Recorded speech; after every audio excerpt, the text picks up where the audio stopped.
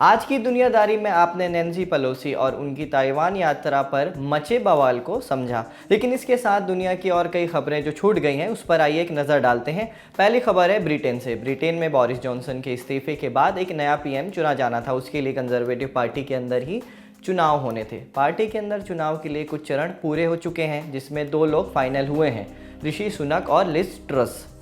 अब इन दोनों के बीच टक्कर होनी है। इन दोनों कैंडिडेट के बीच कंजर्वेटिव पार्टी के मेंबर्स वोट डालेंगे, लेकिन चुनाव के इस फेज में हैकिंग का खतरा मंडरा रहा है, जिसकी वजह से फाइनल राउंड की वोटिंग में देरी हुई है। टेलीग्राफ अखबार की खबर के मुताबिक गवर्नमेंट कम्युनिकेशन हेडक्वार्टर, जो एक स्पाई एजेंसी है, उसकी तरफ से हैकिंग की चेतावनी दी गई है। उनकी तरफ से कहा गया है कि साइबर हैकर्स बैलेट को बदल सकते हैं। पार्टी के करीब 1,60,000 सदस्यों को पोस्ट बैलेट जारी किए जाने हैं, जो 11 अगस्त तक आ सकते हैं। खास बात यह है कि बैलेट पहले से सोमवार को भेजे जाने थे, लेकिन हैकिंग वाली कहानी सामने आ गई, जिससे प्रक्रिया में देरी हुई है। ब्रिटेन के नए पीएम की घोषणा 5 सितंबर को होगी, लेकिन जिस तरह साइबर अटैक का खतरा बढ़ा है, उससे चुनाव प्रक्रिया में देरी हो सकती है।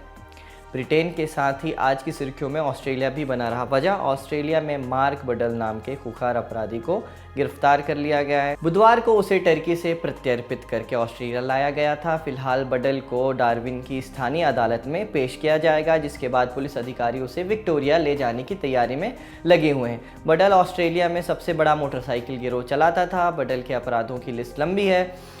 उसके अपराधों का अंदाज़ा इस बात से लगाया जा सकता है कि उसे ऑस्ट्रेलिया में मोस्ट वांटेड व्यक्ति की लिस्ट में भी रखा जा चुका है। क्या क्या आरोप है बडल पर, अब ये जान लेते हैं। बडल पर आरोप है कि उसने मेलबर्न के मार्केट में 2 अरब रुपयों से भी ज़्यादा की कोकीन सप्लाई की है। ड्रग्स की सप्लाई के अलावा बडल पर कई हत्याओं के आरोप भी हैं। 2010 में सिडनी में एक गार्ड की हत्या के आरोप में उससे पूछताछ की गई थी। समय बीतने के साथ बडल के पापों का घड़ा भरता जा रहा था, साथ ही वो पुलिस की नज़रों में भी चढ़ने लगा था। इससे तंग आकर 2016 में बडल मिडिल ईस्ट भाग गया। मिडिल ईस्ट के कई देशों में उसने अपना ड्रग्स का कारोबार जारी रखा। सबसे ज़्यादा उसने वक्त बिताया दुबई में। दुबई के बाद बडल का अगला ठिकाना टर्की रहा।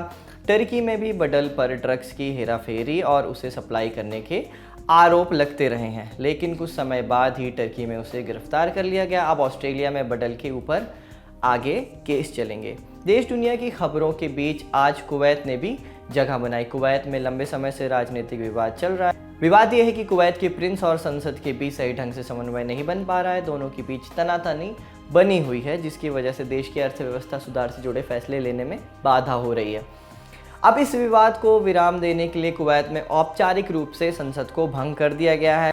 पिछले महीने ही क्राउन प्रिंस शेख मैशल अल अहमद अल सबा ने इसका ऐलान किया था। उन्होंने कहा था कि वे संसद को भंग करके जल्द ही चुनाव कराएंगे। पिछले 2 सालों में कुवैत में 5वीं सरकार है। संसद भंग होने के बाद अब अगले 2 महीनों में चुनाव कराने की घोषणा की गई है। इस राजनीतिक उठापटक के चलते इस साल कुवैत में बजट ही पेश नहीं हो पाया है। वित्त मंत्री अब्दुल वहाब अल रशीद ने कहा है कि साल 2022-23 का बजट चुनाव होने के बाद ही पेश किया जाएगा। प्रिंस की तरफ से 2 महीने के अंदर चुनाव कराने की बात तो कर दी गई है, लेकिन इसके लिए अभी तक कोई भी तारीख पक्की नहीं हो पाई है। ऐसे में कुवैत का बजट आने में देरी हो सकती है और संभवतः देश में और राजनीतिक अस्थिरता पैदा हो सकती है। इस मामले से जुड़े जो भी अपडेट होंगे वो आप तक ललन टॉप पहुंचाता रहेगा।